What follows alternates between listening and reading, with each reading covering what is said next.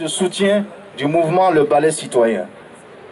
Thomas Sankara, président assassiné en 87, disait que ce sont les mêmes qui oppressent les peuples d'Europe, qui oppressent les peuples d'Afrique. Nous sommes donc tous liés par le même destin, par les mêmes engagements et par les mêmes convictions.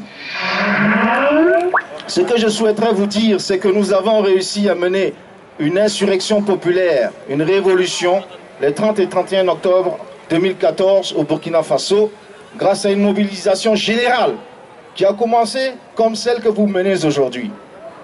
Aujourd'hui, j'ai entendu des gens dire que Nuit debout, les Parisiens s'en foutent.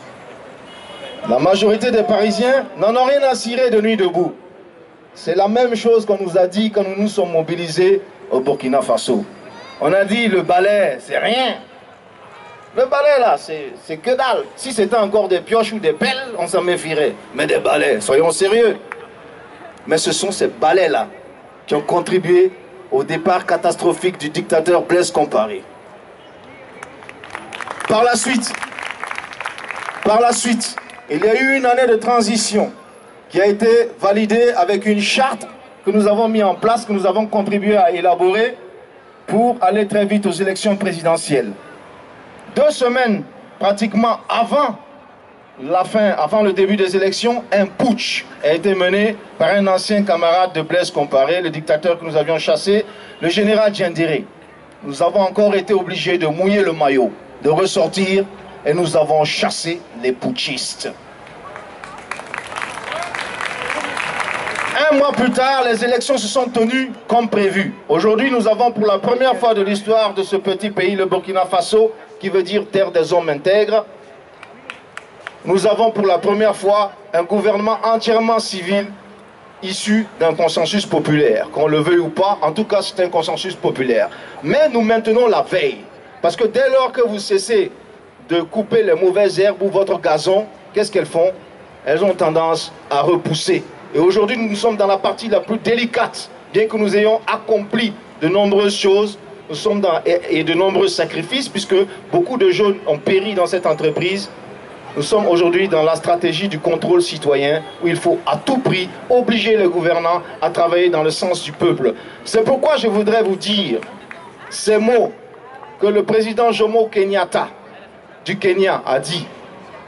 Il a dit que lorsque les Blancs sont arrivés en Afrique, ils avaient la Bible et nous les Africains, nous avions la terre. J'aime bien le citer. Ils nous ont appris à prier les yeux fermés et quand nous les avons réouverts, ils avaient nos terres et nous avions la Bible.